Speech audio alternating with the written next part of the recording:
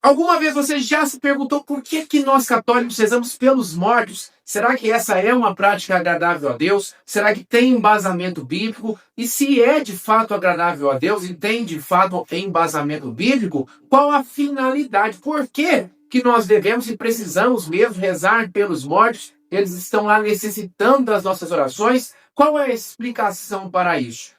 Muitas pessoas têm essas dúvidas, inclusive católicos, por isso peço que você preste bastante atenção, assista este vídeo até o final, cuidado para não tirar conclusões erradas a respeito daquilo que eu estou explicando, mas se você prestar atenção, eu tenho certeza que você vai compreender melhor sobre esse assunto importantíssimo da nossa fé.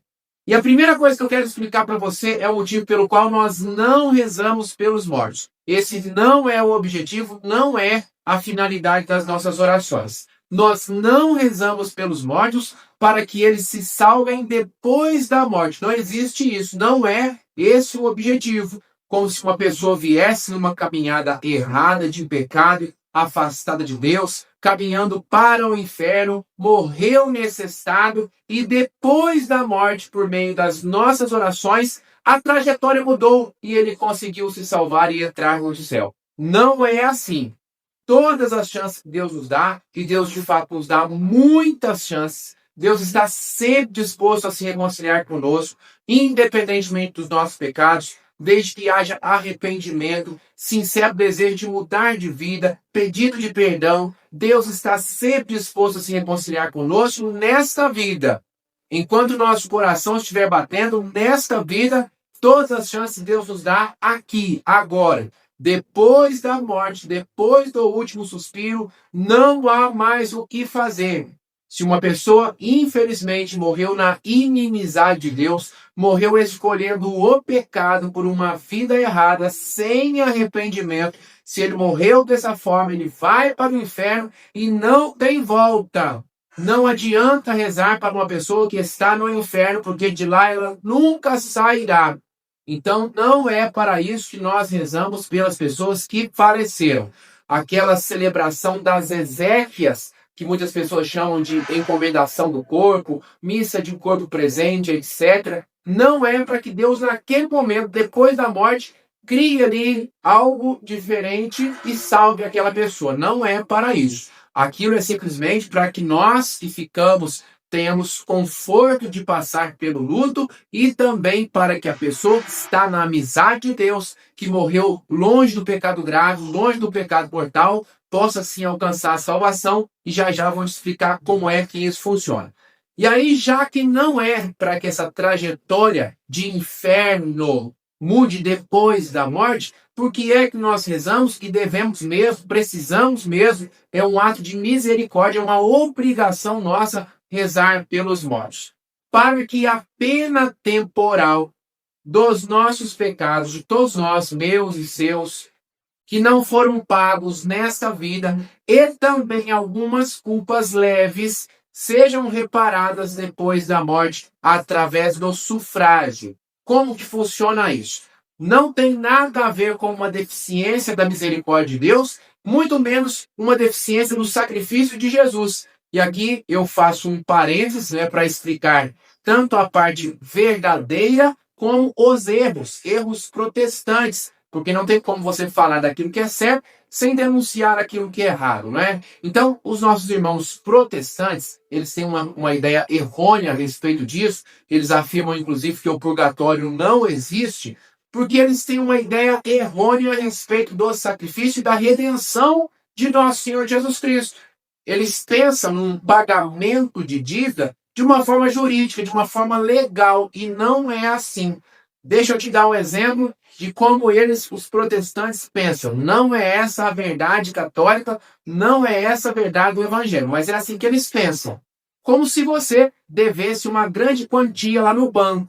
Você fez empréstimos, estourou o cartão de crédito, não conseguiu pagar, perdeu o emprego. Não tem como pagar essa dívida. É uma dívida impagável para você, uma dívida exorbitante, inalcançável para você. E aí você tem um amigo que é muito rico, bilionário, trilionário. Ele tem uma riqueza infinita. Então ele vai lá no banco e paga para você. Não, tá pago. Isso aí tá pago. Só que isso não exige de você que você mude o seu comportamento. Você continua gastando, estourando cartão de crédito, comprando coisas supérfluas, vai lá no shopping e gasta. Vai lá, hoje eu vou para a praia. Não quero saber de trabalhar, não. Eu quero é gastar, eu quero gastar. E aí, quando você volta no banco, quanto que eu estou devendo? Nada, aquele amigo seu já pagou. Não está pago. Está pago. É assim que eles falam, inclusive, com um sorriso no rosto. Não, Jesus já pagou a dívida. Eu não tenho que ter qualquer tipo de colaboração, qualquer tipo de correspondência àquele sacrifício que Cristo fez na cruz por mim, para que eu mudasse de vida. E nós católicos, claro, não cremos nisso, porque inclusive é bíblico. Tem tantas passagens, né? Mas uma delas que eu gosto muito está na primeira carta de São João, que nos fala declaradamente: quem afirma crer no Cristo, viva como ele viveu. Eu preciso corresponder. Então, a salvação que Jesus alcançou para nós, ela acontece através de um processo. Por isso que Cristo morreu para todos, mas nem todos vão para o céu. Cristo morreu para a salvação de todos, mas nem todos de fato são salvos. Porque, embora essa salvação esteja ao alcance de todos, acessível a todos, nem todos tomam posse da salvação naquele processo que vai gradativamente me libertando do pecado, me afastando do pecado e me tornando cada vez mais conforme Jesus Cristo. Eu preciso ser outro Cristo.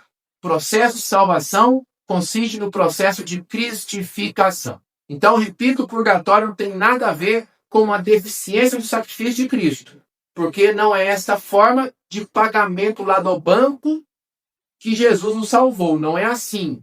Que me possibilita, inclusive, ser irresponsável, continuar vivendo a minha vida do mesmo jeito e depois ele vai pagar. Não é assim. Quem afirma que crê no Cristo, viva como ele viveu.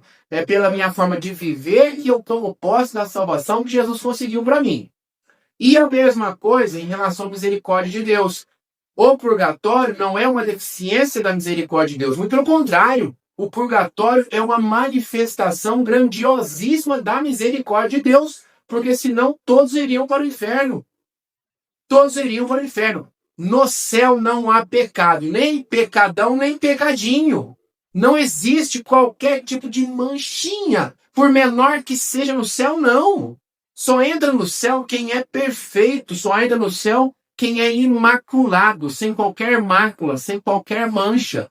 E aí, quem se enquadraria nessa situação? Deixa eu dar um exemplo pessoal. Hoje eu estou gravando este vídeo, é terça-feira. Eu me confessei na quinta-feira passada. Quinta, sexta, sábado, domingo, segunda, terça. 5 dias que eu me confessei. Então está bem recente. Eu não cometi pecado grave de lá para cá. Estou no estado de graça, que nós chamamos. Mas cometi pecado venial leve. Aquele pecadinho leve. É compatível com o céu? Não. Então, se eu não reparasse isso, se não houvesse uma forma de reparar isso, mesmo que eu seja uma pessoa que busca a Deus, que não vive no pecado grave e mortal, me confessei há 5 dias. Se não houvesse um purgatório, se não houvesse essa possibilidade de reparação depois da morte, e eu morresse hoje, eu iria para o inferno. Você está entendendo? Você morreu, Flávio. É perfeito? Não, pro inferno. Você morreu, João. É perfeito? Não, pro inferno. Você morreu, Silvia. É perfeita? Não, pro inferno. Quem se salvaria? Quem se salvaria? Então Deus, na sua infinita misericórdia, cria também este mecanismo para que nós possamos completar, não transformar, mudar a trajetória. Quem vai para o inferno, quem morreu na inimizade de Deus, no pecado grave, sem arrependimento, inferno eterno.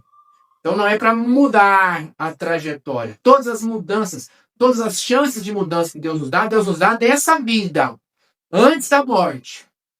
Mas depois da morte é possível completar aquilo que faltou à minha purificação, que faltou à minha conformidade a nosso Senhor Jesus Cristo. De onde é que a igreja tira esse ensinamento?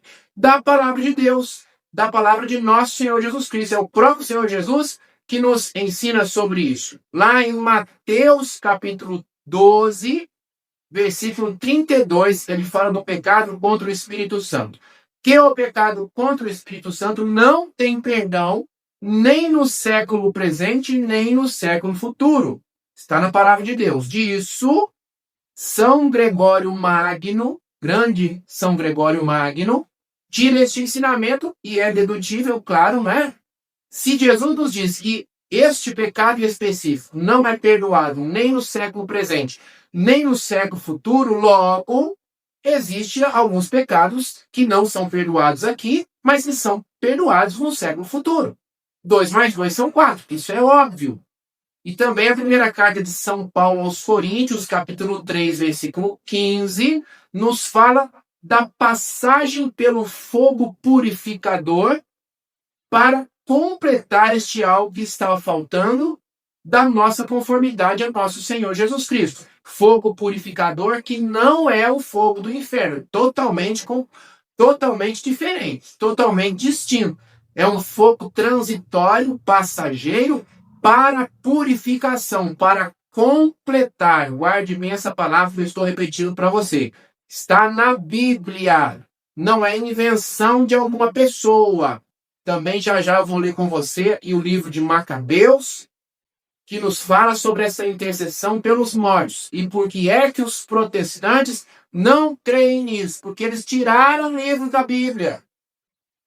Os protestantes tiraram os 7 livros da Bíblia. A Bíblia católica, que é a Bíblia completa, tem 73 livros. A Bíblia protestante tem 66. Então assim fica complicado, não é? Estou lendo a Bíblia, isso aqui não me interessa, eu tiro fora. Isso aqui não corresponde aos meus caprichos, aquilo que eu acho, eu tiro fora. Não pode ser assim. Ou eu recebo toda a revelação de Deus em completo, ou eu já estou no erro, não é? Então, Mateus capítulo 12, versículo 32, primeira carta de São Paulo aos Coríntios, capítulo 3, versículo 15, e também o livro de Macabeus, segundo livro de Macabeus, que eu vou ler com você, capítulo 12, a partir do versículo 42. Segunda de Macabeus, capítulo 12, a partir do versículo 42. Capítulo 12, a partir do versículo 42, nos fala do Judas Macabeu. Diz assim, ó.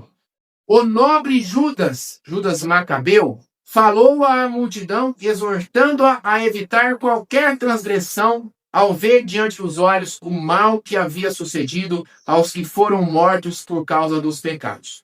Em seguida, organizou uma coleta, enviando a Jerusalém cerca de 10.000 dracmas, para que se oferecesse um sacrifício pelos pecados. Belo e santo modo de agir, decorrente de sua crença na ressurreição. Então a palavra está dizendo, não sou eu, que é uma atitude bela. Belo e santo modo de agir. Ele ofereceu uma oferta, um sacrifício de sufrágio, de reparação pelos mortos, em vista na sua fé na ressurreição. Pois se ele não julgasse que os mortos ressuscitariam, teria sido em vão e supérfluo rezar por eles. Se eles não ressuscitam, para que eu vou rezar por eles? Mas se ele acreditava que uma belíssima recompensa aguarda os que morrem piedosamente, era esse um bom e religioso pensamento. Eis porque ele pediu um sacrifício expiatório para que os mortos fossem livres de suas faltas. Então, é bíblico, não é invenção de alguma pessoa, não. Está muito claro na palavra de Deus. Agora, ou eu escuto tudo aquilo que Deus me diz, porque se eu seleciono, isso aqui eu acredito que Deus... Não, isso aqui Deus, eu acho que na hora que ele me revelou isso aqui, ele estava meio distraído, Deus acabou se confundindo. Então, como é que é isso? Não existe, né? Então, repito, nós não rezamos pelos mortos para que eles mudem a trajetória depois da morte. Não, não. Todas as chances que Deus nos dá aqui. Rezar por alguém que está no inferno é perda de tempo. Agora, vocês podem me afirmar quem está no inferno? Não tem jeito. Nem a igreja, nem a igreja determina tal pessoa estar no inferno. Como nós não sabemos dos meus parentes falecidos, dos seus parentes falecidos, dos nossos amigos conhecidos, nós não sabemos, naquele último instante de morte, qual foi o seu relacionamento com Deus. Se ele se arrependeu, teve ali aquela penitência final diante da morte, na misericórdia, no último suspiro. Como nós não sabemos, nós temos que rezar por todos, porque aqueles nossos irmãos que estão no purgatório estão passando por tormentos terríveis, porque os sofrimentos do purgatório são sofrimentos terríveis, muito piores do que os sofrimentos deste mundo, do que qualquer sofrimento deste mundo, e eles não podem rezar por si mesmos. Então nós que estamos aqui, que somos seus irmãos, não podemos tratá-los como coisa abstrata, não é? Minha mãe morreu, é uma pessoa. Aí depois que morre, vira uma alma. Não, peraí, não é assim, algo abstrato. É minha mãe que está lá, então tem que rezar por ela. 1 ano, 2 anos, 3 anos, quando for preciso. Para que, se ela estiver no purgatório, ela possa ir para o céu. E como é que eu rezo? Como é que eu ofereço esse sufrágio pelas pessoas que já faleceram? Através de penitências que eu ofereço a Deus. Penitências pessoais, das minhas orações, o Santo Terço, o Santo Rosário, a celebração da Santa Missa. Mande celebrar missa, e aí é diferente. Quando eu vou à Santa Missa, eu como leigo, peço, Senhor, pela alma da minha mãe. É uma coisa, tem validade sim, mas uma validade menor. Agora, quando eu vou lá e mando celebrar missa, o sacerdote, ele, investindo a autoridade de sacerdote, ele aplica a Santa Missa na intenção da minha mãe. Então, mande celebrar missas e, claro, as indulgências. Tanto indulgências parciais quanto indulgências plenárias. Lucrou uma indulgência plenária, ofereceu por uma alma que está no purgatório, e imediatamente ela irá para o céu. Então espero que você tenha compreendido melhor, e agora me conte aqui nos comentários qual outra dúvida que você tem a respeito da vida após a morte, a respeito do purgatório. Conseguiu compreender o que eu expliquei? Não conseguiu? Me conte aqui o que é que você quer complementar. Complemente para nós. Nós estamos aprendendo juntos. É muito bom nós caminharmos juntos, dialogando, interagindo. Nós vamos aprendendo e crescendo juntos. Então conte aqui nos comentários, por favor. E por favor, deixe o seu like, o seu joinha e compartilhe este vídeo. Esta é a dúvida de muitas pessoas. Quantas pessoas, inclusive confundidas pela doutrina errônea dos protestantes, acaba duvidando até mesmo da existência do purgatório, se nós devemos rezar pelos mortos ou não, será que isso é certo, será que isso é errado? Então compartilhe este vídeo que eu tenho certeza que você vai ajudar muitas pessoas. Muito obrigado, beijo e até a próxima, fiquem com Deus!